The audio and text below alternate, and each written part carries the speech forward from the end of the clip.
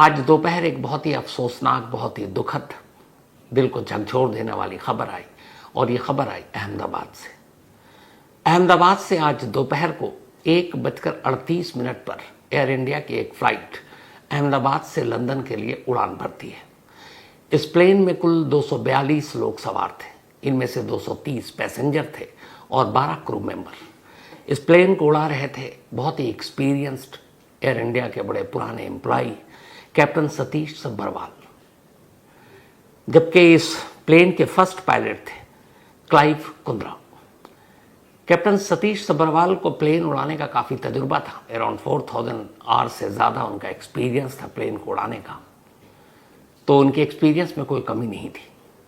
दोपहर 1:38 पर take off होता है अहमदाबाद एयरपोर्ट से और लंदन में लंदन के टाइम के लोकल टाइम के हिसाब से 6:05 पर वहाँ लैंड करना था।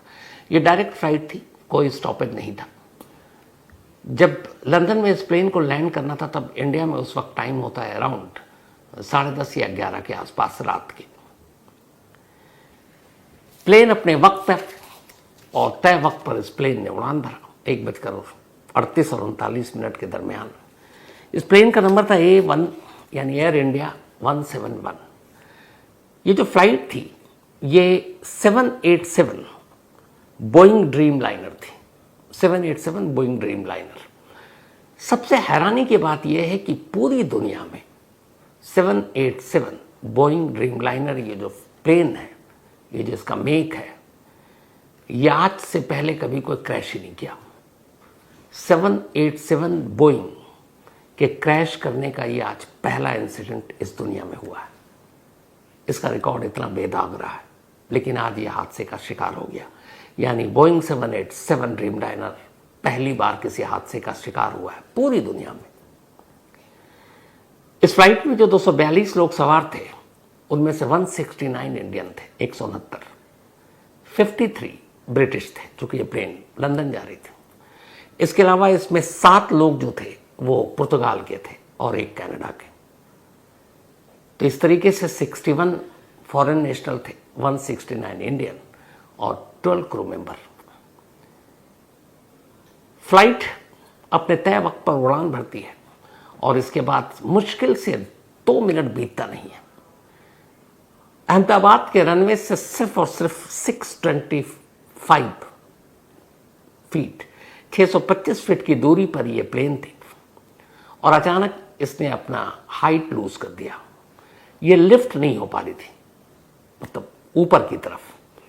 एयरपोर्ट के आसपास हर शहर में बस्तियां होती हैं, यहाँ पे भी एक बस्ती थी और प्लेन धीरे धीरे जब टेक ऑफ करने के बाद ऊपर जाने के बजाय धीरे धीरे नीचे आती है।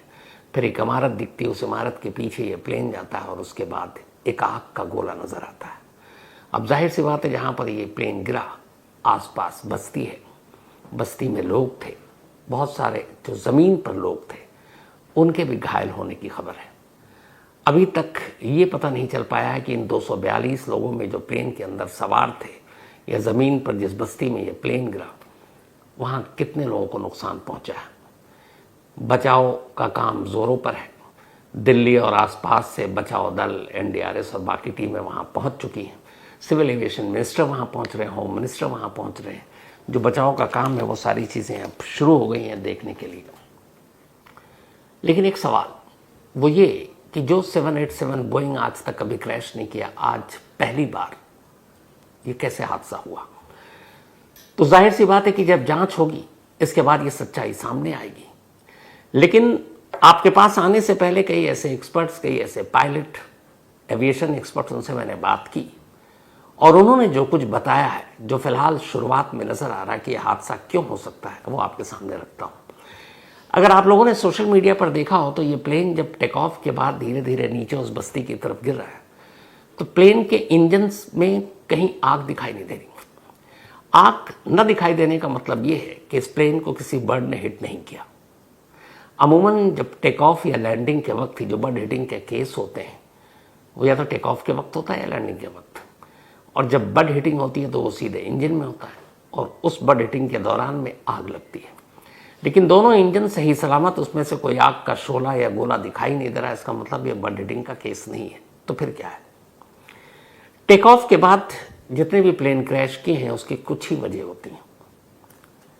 पहला, या तो इंजन फेल हो जाए, लेकिन बोइंग और इस तरह के प्लेन में एक इंजन नहीं, दो इंजन होता है। तो अगर एक साथ दो इंजन फेल हो, ये पॉसिबल नहीं है। एक ही इंजन एक वक्त में फेल हो सकता है, और एक फेल भी हो जाए तो दूसरा इंजन इस काबिल होता है कि वो आपको आपकी मंजिल तक पहुंचा सकता है। तो पहली चीज़ कि दोनों इंजन एक साथ फेल हो, इस बात की गुंजाइश है ही नहीं। यानी इस क्रैश के पीछे बड हिटिंग के अलावा अब इंजन फेलियर की भी गुंजाइश कम बचती है।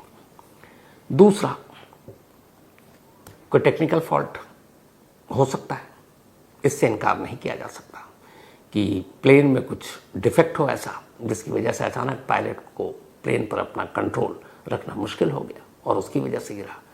तो इंजन फेलियर रूल्ड आउट है। बड हिटिंग, चूंकि इंजन में आग दिखाई नहीं दे रही है, रूल्ड आउट है। हाँ, टेक्निकल फॉल्ट हो सकता है। इसके अलावा एक और चीज़ है, और वो है स्टॉल। कोई भी प्लेन जब टेक ऑफ करता है, दो चीज़ें होती हैं टेक ऑफ और लैंडिंग के वक्त। आपने अक्सर सुना होगा कि फ्लाइट जब एक बार टेक ऑफ हो गया तो फिर ऑटो पायलट में भी पायलट छोड़ देते हैं और आराम से चलता रहता है। लेकिन टेक ऑफ और लैंडिंग दो ऐसी चीज़ है, खासतौर पर इन दोनों में भी टेक ऑफ जो पूरी तरह से मैनुअल होता है, यानी इसमें ऑटो का कोई मतलब नहीं है। जो पायलट हैं उन्हीं के रहमो करम पर पूरा प्लेन होता है। जब ये टेक ऑफ हुआ तो इसका मतलब है कैप्टन सतीश सब्बरवाल और क्लाइव कुंद्रे फर्स्ट जो पायलट थे, इन दोनों के हवाले था ये, क्योंकि टेक ऑफ में जिम्मेदारी पूरी पायलट की होती है। अब टेक ऑफ किसी भी प्लेन का सबसे नाजुक हिस्सा होता है। उसकी वजह है कि इस टेक ऑफ के दौरान आपको एक साथ बहुत सारी चीज़ें सेकंड के अंदर देखना होता है और सेकंड के अंदर फैसला लेना होता है। जैसे आपको, अगर आप जाते हैं तो आपको रनवे क्या है, मौसम, प्लेन की स्पीड, रनवे पर स्पीड, ये सारी चीज़ें एक साथ देखनी होती हैं। और इन सारी चीज़ों में एक चीज़ जो सबसे इम्पॉर्टेंट होता है, मौसम। मुझे आज पता चला इन एविएशन एक्सपर्ट्स और हमारे एक पायलट साहब, उनसे बात करके, कि टेक ऑफ में मौसम का कितना बड़ा रोल होता है। जितनी ज़्यादा गर्मी होती है उतनी ज़्यादा टेक ऑफ रिस्की होता है। उसकी वजह उन्होंने बताई कि गर्मी में हवा पतली हो जाती है, जो ह्यूमिडिटी होती है या फिर जब बारिश होती है तब हवा बहुत अच्छी होती है और वो प्लेन को लिफ्ट करने में, यानी टेक ऑफ के बाद ऊंचाई प्रदान करने में मददगार साबित होती है। लेकिन जब गर्मी ज़्यादा होती है तो हवा बहुत पतली होती है और वो प्लेन को लिफ्ट करने में, जब आप रनवे से छोड़ते हैं तो प्लेन जब लिफ्ट होती है तो उसमें बड़ी मुश्किल होती है। जो स्टॉल मैंने जिक्र किया, ये भी एक प्लेन को लिफ्ट करता है। स्टॉल असल में जो किसी भी प्लेन के जो दोनों विंग होते हैं, पंख होते हैं, उस पंख के जरिए ही प्लेन को लिफ्ट कराने में मदद मिलती है और उसमें हवा का बहुत बड़ा रोल होता है।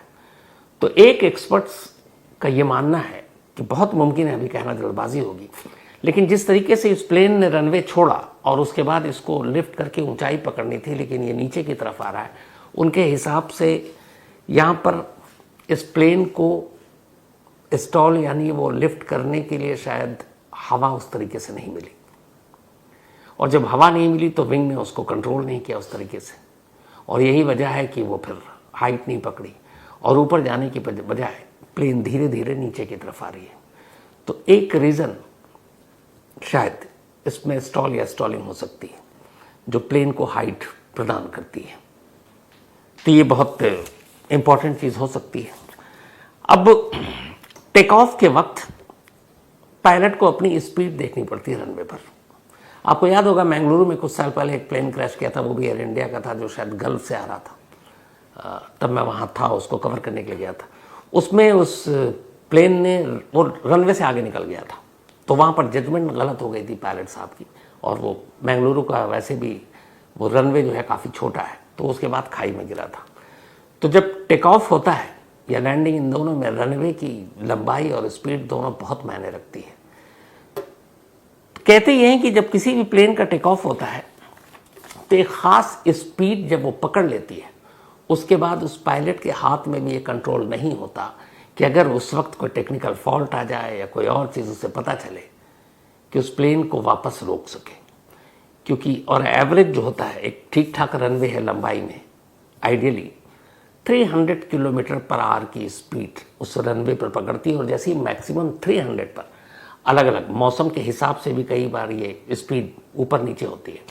तो अगर 300 मान लीजिए है, और ये आइडियल यही होता है, और वो 300 उसने टच कर लिया, और उस वक्त अगर पायलट को पता चला कि कुछ तकनीकी खराबी आ गई है, तो प्लेन को रोक नहीं सकता, उसको टेक ऑफ करना ही करना पड़ेगा, ये उसकी मजबूरी है।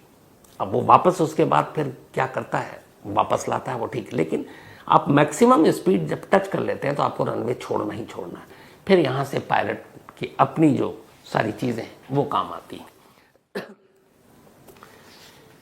गर्मी में एक दूसरा जो आज ही पता चला मुझे कि टेक ऑफ, एक तो हवा पतली होती है तो आपको लिफ्ट करने या फिर ऊपर हाइट पकड़ने में मुश्किल होती है। दूसरा एक और है, गर्मी में ये जो स्पीड रनवे की होती है फ्लाइट को उड़ाने के लिए, ये भी बहुत मुश्किल पैदा करती है। उसकी वजह ये है कि जब कोई प्लेन टेक ऑफ करने की तैयारी में होता है तो उससे पहले वो आमतौर पर एयरपोर्ट पे होता है, और ऐसा तो है नहीं कि एक प्लेन अभी लैंड किया और 5 मिनट के बाद उसने दोबारा उड़ान भरी। एक प्लेन के आने जाने में कम से कम 2-3 घंटे का वक्त तो लगता है, और कई प्लेन ऐसे होते हैं जो लंबी दूरी के लिए वो फिर 10-12 घंटे या 24 घंटे तक वहीं होते हैं, उसके बाद उड़ते हैं। तो ऐसे में प्लेन और उसका इंजन ठंडा हो चुका होता है। अब आप उसको रनवे पर लेके जा रहे हैं, आपको टेक ऑफ करना है, एक ठंडा इंजन, और अब आप उसको उस गर्मी के माहौल में आपको उस मैक्सिमम स्पीड को पकड़ना है टेक ऑफ के लिए। तो एक ठंडे इंजन को अचानक आपको इस तरीके से गर्म करना है, उसमें भी कई बार कई तकनीकी खामियां पैदा हो जाती हैं, तो एक मुश्किल ये भी आती है। तो गर्मी में इसीलिए सबसे ज़्यादा मुश्किलें आती हैं टेक ऑफ के दौरान।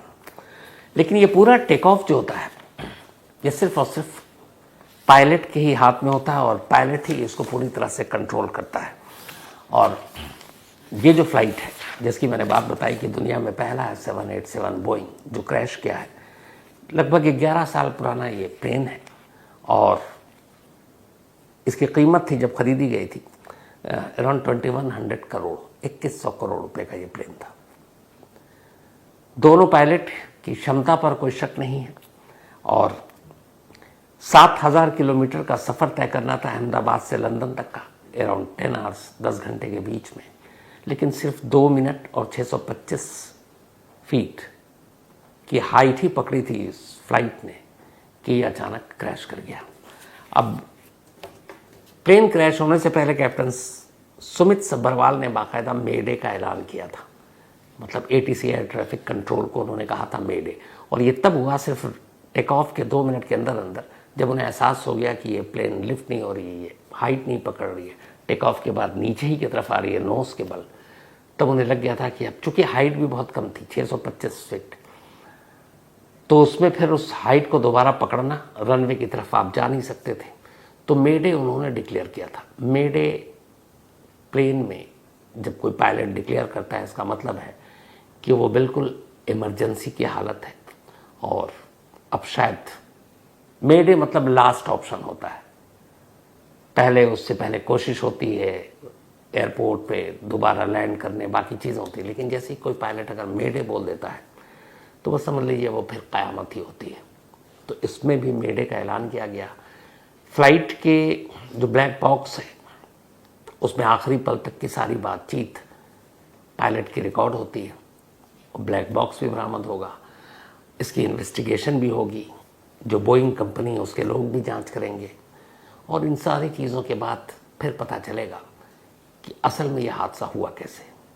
लेकिन एक अफसोसनाक हादसा, गर्मी की छुट्टी चल रही है इस वक्त, और इस प्लेन में बहुत सारे ऐसी फैमिली थी, परिवार थे जो छुट्टियां मनाने के लिए लंदन जा रहे थे। और जो खबर आ रही है वो ये भी है कि गुजरात के जो एक CM है, पूर्व मुख्यमंत्री रूपानी जी, वो भी इस प्लेन में सवार थे, और लंदन में उनकी बिटिया रहती हैं, और शायद उनसे मिलने जा रहे थे। तो अभी तक इस 242 मुसाफिर और क्रू मेंबर जो इसमें सवार थे, उनकी पूरी रिपोर्ट धीरे धीरे आएगी। बचाव का काम चल रहा है। दुआ यही है जितने लोग बच सके। बाकी जो भी इसकी अपडेट या डिटेल आती है रात 9 बजे